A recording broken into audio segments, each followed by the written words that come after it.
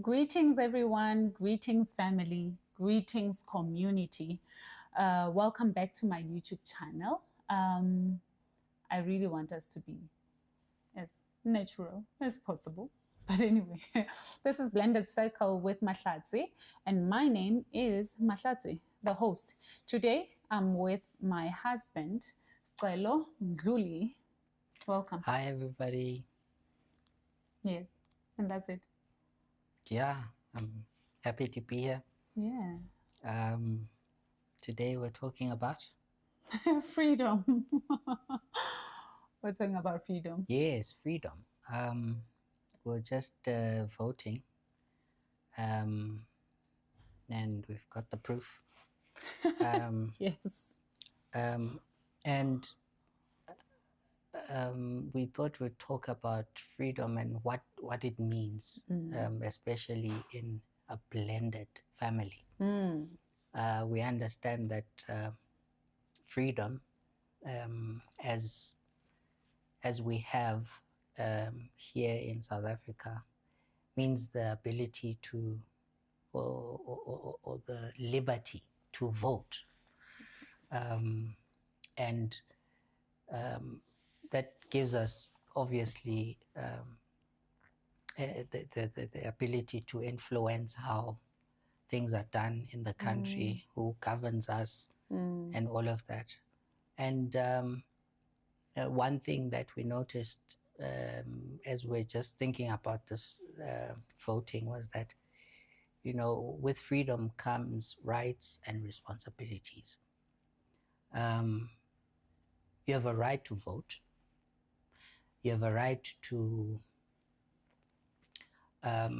safety, for instance. You have a right to freedom of movement. All these are rights, but all these rights come with responsibilities. So if you have a right to vote, you have a right, or you have a responsibility to vote. Not just the right, and responsibility as well. Not just the right, because if you have a right to vote, fine. But if you don't exercise that right, it's a disservice to the rest of the community that you find yourself in. I know there are people who protest by not voting, but we're not talking about that. We're just talking about people that, especially in South Africa, where people have died so that you can have this vote. Sure. And where you don't, you decide not to vote, you are not fulfilling your responsibility, thus becoming a disservice. And I wanted us to just talk about that in the realm of the blended family. We have complications in ordinary families when it comes to rights, because especially the state has a constitution that gives citizens inalienable rights, so they're inherent. Any adult, children have rights, but what goes with those rights? And I wanted us to talk about the various role players or stakeholders in a blended family. What are their rights, and what are their responsibilities, or rather the responsibilities that come with those rights. Those rights. That's so amazing. Actually, as you're talking, I'm just remembering that, you know, with blended families, when you talk about constitution and whatnot, I think about how blended families are almost violated. And why I say that is a lot of people feel violated in blended families because it's almost as if they are not, their right to even have control and some governance of their relation, of their family is taken away by the dynamics sometimes, because other people may feel they have a right to have some kind of a say in your space and in your family because they have a part of them in there, like their child or their relative or whatever the case may be. I mean, it extends to in-laws, extended family, anyone that can think they have a right or believe they have a right, which they probably do. But the only thing is that the sense of responsibility in as far as practicing that right is what is now neglected. Yeah. So I think today will probably give us a bit of an idea of that. And to just give you a clearer picture of the kind of rights you have as a human being for breathing within a blended family. But just a quick one. There's something funny that came up as you were talking now, where like my daughter, I think, the smallest one, was it the smallest one or the middle one? Yeah, one of them actually asked me, does the president, or actually she said, does the president of a party, is the president of a party allowed to cast a vote for themselves? And I said to her, yeah, they do. They're allowed to cast a vote, like, period. Because they're a human being that happens to be a citizen of South Africa. So within that context, because that's what it actually says, as long as you are above the age of 18, you are 18 and above, you are eligible to then vote. So it doesn't matter who you are. So I said something like, when it comes to voting or elections, there is no conflict of interest. And I thought that was so powerful, because with blended families, we can almost have that kind of a thing where we say, no, because this one is this, then you can't do this. But yeah, I think I'm just thinking about it in the context of a blended family. How? Yeah, everyone has a right. So you being in a blended family does not deny you of any of your rights. Yeah. As a citizen, as a human being. So the Bill of Rights applies as a child as well. Yeah. I know the court system and the Office of the Child Protector will ensure that children's rights are also protected in the process and they're, of, yes, and they're enforced in parenting plans. Those of you in blended families or have been through divorce will understand what we're talking about. Yeah. But most of the time they just concentrate on the rights. They do not then equally speak about the responsibilities that go with the rights. And I think that is what we're trying to highlight today, that as a child, for instance, you have a right to a home, a roof over your head. You have a right to food. You have a right to go to school in South Africa. It's your right. You have a right to the safety of your family. But talking a bit about the responsibilities that come from that is that if you have a right to a home or safe living environment, that is your right. And when you have that right and you are enjoying that right, surely you need to live by the rules that govern that home. That becomes your responsibility. Yeah. And people, you may ask what that looks like. As my wife always says, what does that look like? Well, the Bible is clear. I think it's in or in Ephesians 6, that how we should live with each other. So children should obey their parents. Fathers should live with their spouses and their children with understanding. That's what the word says. Mothers are to be the examples. If you read in First Peter chapter 3, and teach the young ones, and become their examples, and also live in submission to their husbands. So we have responsibilities that we can refer to. Yeah.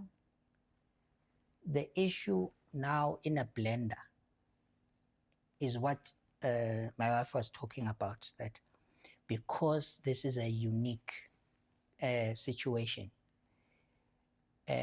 people think that you can relax the responsibility, your adherence to the responsibility, simply because now you are in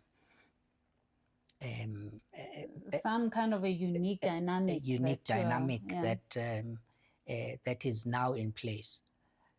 And a lot of times that leads to you having issues with the running of the blended family. It just takes that much longer to blend. Yeah. Because if I have a child, I don't live with that child, I'm their bio parent. They live with their mother, who happens to be married.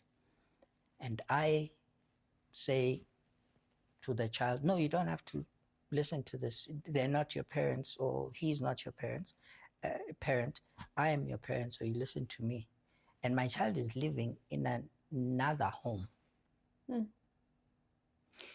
That presents a problem, because the child has to live there. And there are rules there that may not be the same as my rules. So what I'm in effect trying to do is create a two-system government in that house, where one government set of rules relates to natural children there, and another one relates to the stepchild. Yeah. And any two-headed beast is a monster. So you cannot have two governments. You cannot have two heads of a home. One needs to take a role, a submissive role, for the benefit of the child. Yeah. Because children thrive in secure circumstances. They thrive in secure boundaries. And clear boundaries. And clear. Yeah. That's when they are at their best. But if there's an insistence, especially from outside, which obviously leads us to talk about boundaries, which maybe it's not for this this episode, but boundaries become so important, because in order to effectively build a family, you need boundaries. You need to have certain rules or laws that govern this family. Yeah. That wherever, whatever comes from outside is checked against what we have decided for this particular family. And I think freedom in that case is not curtailed, but it is rather enhanced, and it is balanced by having rights, but also responsibilities. I actually wanted to say that boundaries actually cause you to be, like, they position you where you enjoy the freedom better. So it's not the absence of freedom, it's rather a fulfillment of freedom. So if you check even with the government, honestly, I mean, there's freedom, there's whatnot. You have a freedom that actually put you in a place where you have a right to vote, you have a right to do this, you have a right. All these rights are governed by boundaries as well. We talked about a constitution, we talked about all of that stuff. That's what the boundaries are. Yeah. So they're meant to really enhance really the freedom and yeah, bring. I was listening to the radio the other day, and they're talking about freedom of speech. Yeah. Which is a good one for our topic. A good example. Freedom of speech is is a right that everyone enjoys in this country. But there is a responsibility that comes with it. Yeah. So there is things like hate speech that then curtail you from saying anything, just anything about anyone. Yeah. There's also defamation. So defamation is when you say something to defame an individual. Yeah. That will cause harm. Sure. So there are limits to this freedom of speech. Yeah. It's the same thing in blended families. Yeah. We all have freedom of speech. But can we then say anything?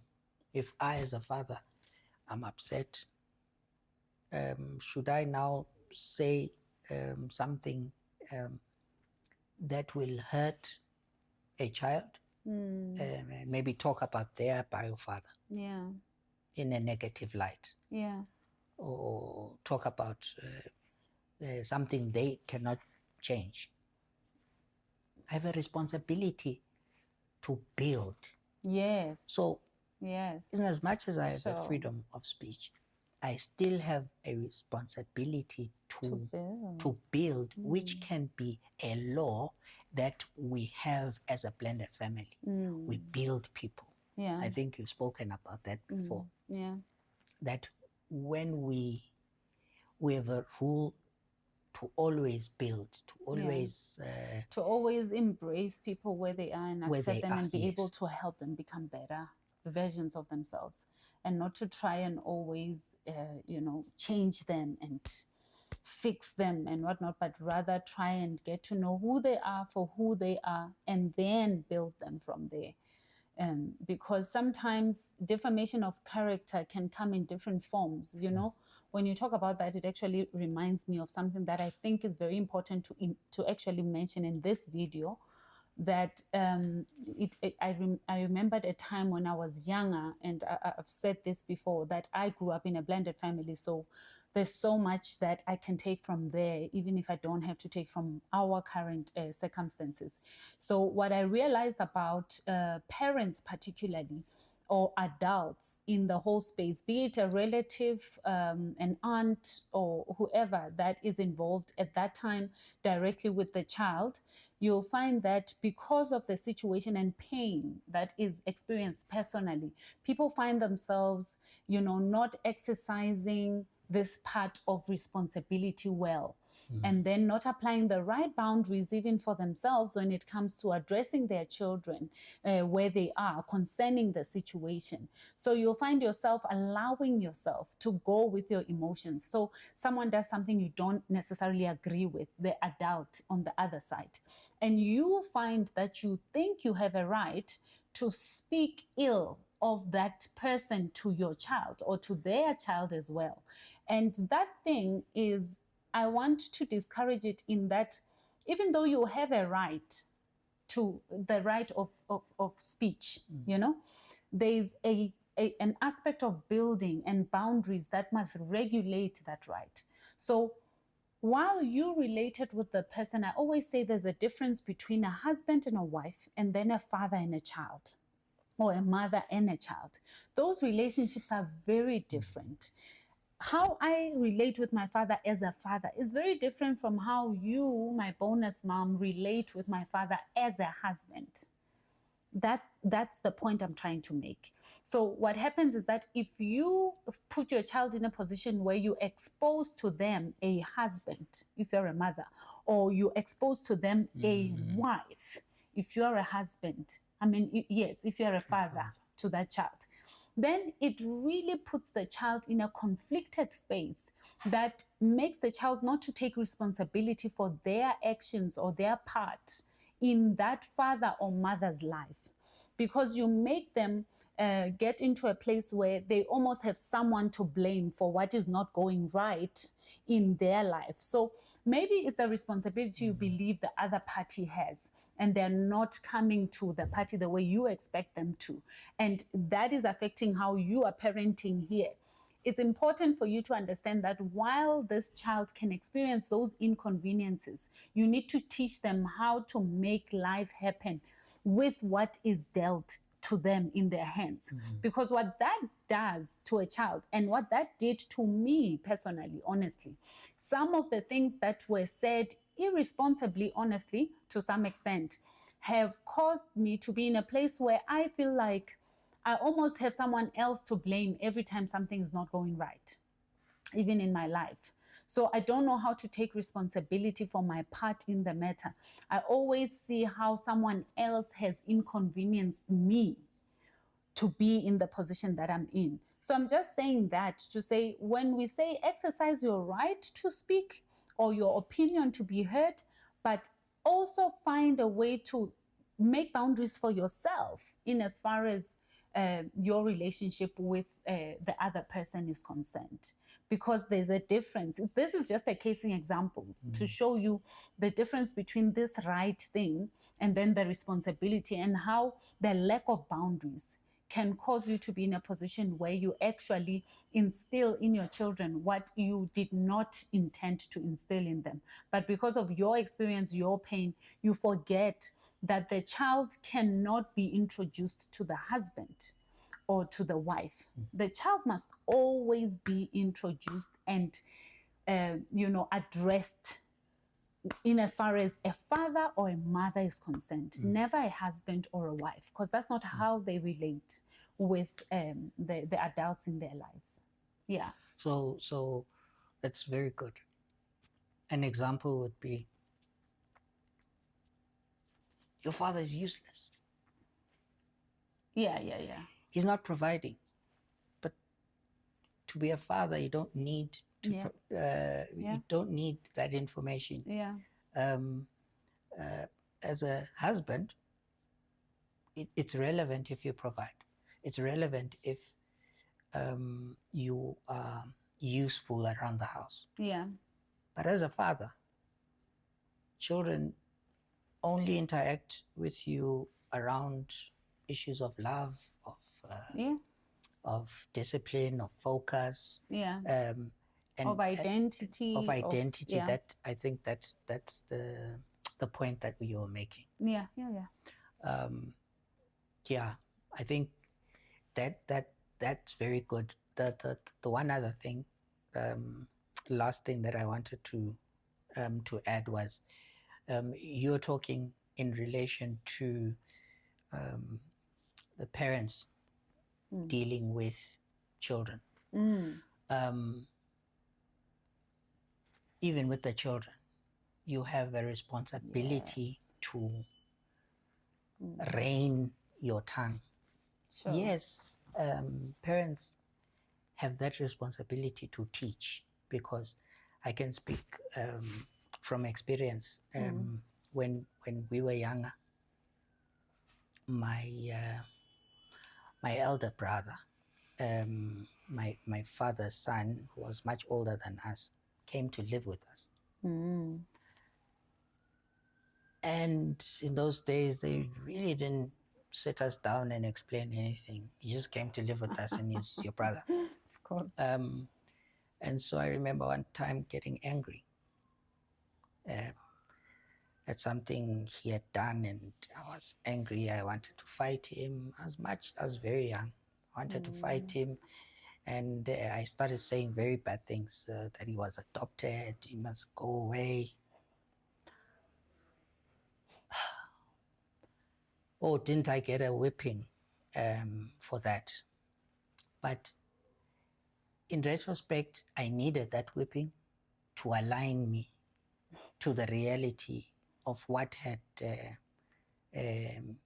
what the new dynamic in the family was. But I would have appreciated if this had been explained to me that, okay, simply because you didn't live with this person all your life and now they're in your life, this is what it means. And this is how we relate. These are the expectations from you. I got them another way, which of course was painful at the time, but it had to be done because I think if it was let go, I would have probably done worse.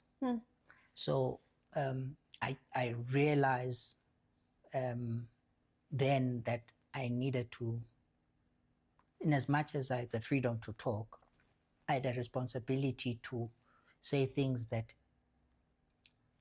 enhanced the dynamic rather than destroying it. So I think that is a point for us to learn from, that it's not just the adults. The children have to be made aware of their responsibility to say the right things, to always be building rather than destroying. That's so good. I think, this could be long, but then you are making me understand that the same way we enjoy the freedom today in our country particularly, someone had to communicate something that makes us aware of our right, makes us aware of our responsibility. And this goes back to the power of communication, because we talk about communication a lot. It's the key subject, honestly. In everything that we teach, you will see the trail that actually it's all about you sitting down, talking about these things, being aware of what is happening and who is who in the space. And that is always so empowering, because then we work towards a common goal. Because I can imagine in your case that you didn't know. I didn't know better. Yeah, you didn't know better, but also you didn't know per se what's expected of you in as far as your relationship with this person. And it felt like, I can imagine. I mean, your age explains that you wouldn't have known better unless someone keeps warming you up to this subject matter and making you see and making you understand what it represents, what it all represents.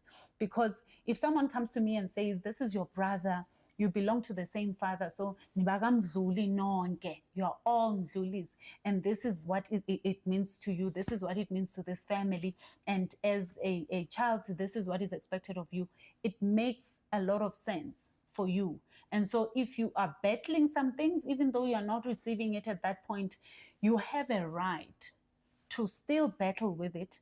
But at the same time, while I afford you that right, I have to be able to take the responsibility to take you through, navigate that transition with you, so that it's easier for all of us to get to a place where we all build towards the same thing. Because you can't sell an idea and it's not bought, and you say, well, too bad. You don't buy the idea. At the end of the day, this is what it is. And I feel like that's another part that we need to maybe address in other episodes, hopefully, where we can talk about how you introduce these subjects to each other, to the children, and gradually transition together, because it's not a one-size-fits-all type of thing. We get in, then we all just fit in, and we just, and I think we talked about it, though we call this a blended family, we don't use the blender method to mix the ingredients together. We use the slow cook method, because the slow cook method takes everything in and slowly takes the flavors of each and every ingredient in the pot and slowly gets us to a place where, they all taste like one unique taste, flavor at the end of the day. But you can still see. But you can still see every individual ingredient, they're whole. Yeah, if you put an onion there, potato there, a carrot there, whatever it is that you put in there, a garlic there, all of them keep their form intact. But the flavors, the juices will come out of them. They will keep coming out of them until they form one flavor in the soup that we can all enjoy as a family. So I think we should remember that all the time. It must always be at the back of our minds that this is a lifelong journey. So whatever we do, we must be patient enough to see each other through, and understand that it won't always come naturally for everyone. So those rights are to be communicated effectively. Those responsibilities are to be communicated effectively. And those boundaries, same applies to them. Children should not just hear from a lashing that, oh, I shouldn't have done that. They must find out from you first. And you must, discipline from that place first of saying that, no, but we talked about this, but we reasoned together. We can't continue to behave the way, because as a child, while you have a right to be a child, while you have a right to make mistakes, you also have a responsibility to learn how to just grow as well and do better by the people that you live with. Yeah. This is such an amazing subject. Yeah. That's it. That's just about it. Yeah, sure. Taking us down memory lanes, make you think about a whole lot of other examples that make you see that, yeah, man, these guys, Yeah, but we are here to make sure that we minister to you and make sure that you can do better with what you have now, with the family that you have, that you've been entrusted with. Then you're able to do better because you're empowered. Yeah, a lot of these things happened. We don't blame our parents when we talk about them. It's not from a hard place or a painful place, but it's just to show you that these things happened because there was some level of ignorance, to it. Some did not have access to that kind of knowledge. Some were operating from a place of fear. And we all know that whenever we operate from a place of fear, it's because there's something that could be lacking. There's something we don't know. There's something that's in the dark that seems unknown to us. And that causes us to always defend ourselves. Yeah. So we're here to empower you. And we hope that you have learned something from us today. And we hope that you will make some few changes in your own life and start implementing everything that you heard from today. So from myself and me. Thank you so much for being here. This is Blended Circle with Mahlatsi. Let's build this community together. Don't forget to like, subscribe, and share, and hit the notification bell. Like I said, we're not only building some community online only, but we're here to make sure that we are really spreading the word and reaching to people that are living under oppression, the oppression of ignorance, basically, so that they can be empowered and do better by their lives. So yeah, that's it. Thank you so much for being here, and God bless you. This is Blended Circle with Mahlatsi. We are redeeming communities, one family at a time. Thank you.